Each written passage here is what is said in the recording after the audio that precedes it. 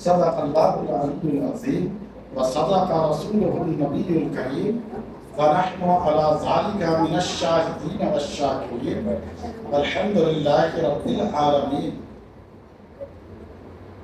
اللہ رب العالمین نے اس آیت مبارکہ میں ارشاد فرمایا، اہل ایمان کی صفت کو بیان کیا کہ ایمان والے غیب کی باتوں پر یقین رکھتے ہیں اور نماز کو قائم کرتے ہیں،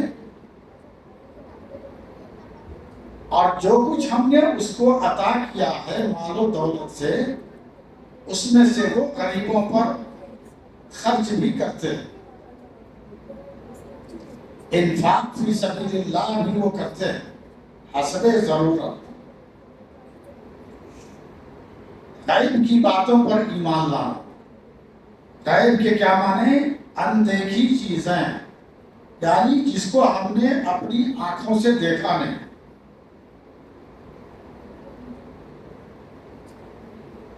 مثال کے طور پر ایمانیات کے تعلق سے ایمان مفصل میں بتایا گیا، آمنت باللہ وملائکتہ وکتبہ ورسلہ والیوم الآخر والقدر خیرہ وشرہ من اللہ تعالی والبعث بعد الموت۔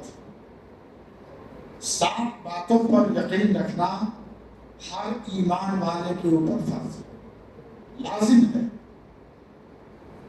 اللہ پر ایمان لانا، اللہ پر یقین رکھنا کہ اللہ موجود ہے، آمنت باللہ وملائکتہ، اور اس کے تمام فرشتوں پر ایمان رکھنا کہ اللہ نے فرشتوں کو پیدا کیا ہے اور خداوند قدوس کے اوامر پر وہ مامور ہیں فرشتے، اور اس کی تمام کتابوں پر ایمان لانا ضروری ہے، چاہے وہ توریت ہو، زبور ہو، انجیل ہو، قرآن شریف ہو۔ تو یہ 4 کتابیں جو آسمانی ہیں،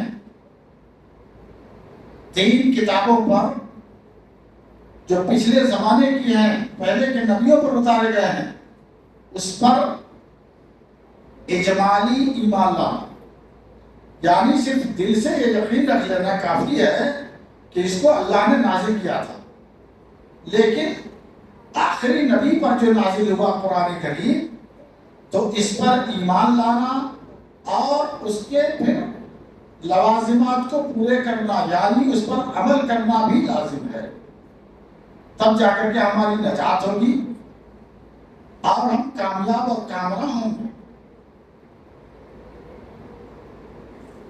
ان کے تمام رسولوں پر ایمان لانا،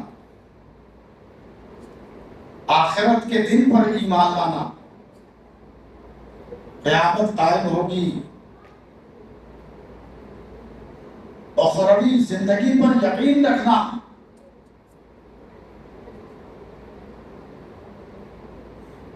اور بعث بعد الموت پر یقین رکھنا۔ بعث بعد الموت کا مطلب مرنے کے بعد دوبارہ زندہ کیے جانے، دوبارہ اٹھائے جائیں گے قبر سے تمام وہ لوگ جو گزر گئے ہیں،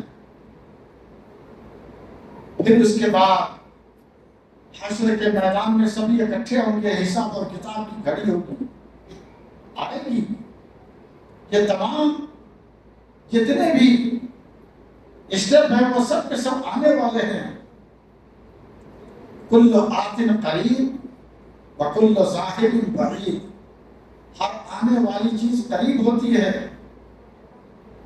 آخرت کی منزل اب بہت ہی قریب ہے، قیامت کی بہت ساری نشانیاں ظاہر ہو چکے ہیں۔ اب مسئلہ یہ ہے اللہ پر ایمان لانا، کیا اللہ کو ہم نے اپنی آنکھوں سے دیکھا؟ نہیں دیکھا. اللہ نے اور اس کے رسول نے بتایا کہ اللہ پر یقین رکھو، وہی معبود برحق ہے، اس کے سوا کوئی عبادت کے لائق نہیں. تو ہمیں اس بات پر یقین رکھنا ہے. خدا کو ہم دیکھیں گے کب؟ ہم جب سے پیدا ہوئے، ہوش سنبھالے، اللہ کی عبادت کرتے ہیں، نماز پڑھتے ہیں، روزہ رکھتے ہیں، وغیرہ وغیرہ، اللہ کا ذکر اذکار کرتے ہیں. خدا کو دیکھیں گے کب؟ آپ نے خیر اقوام کا مشاہدہ کیا ہوگا کہ وہ اپنے اپنے بھگوان کی جیسی جیسی شکل اور صورت ہوتی ہے مٹی کے ڈھانچے سے بنا لیتے ہیں اور کہتے ہیں کہ لو یہی بھگوان ہے، اس کی پوجا پاٹ کرو.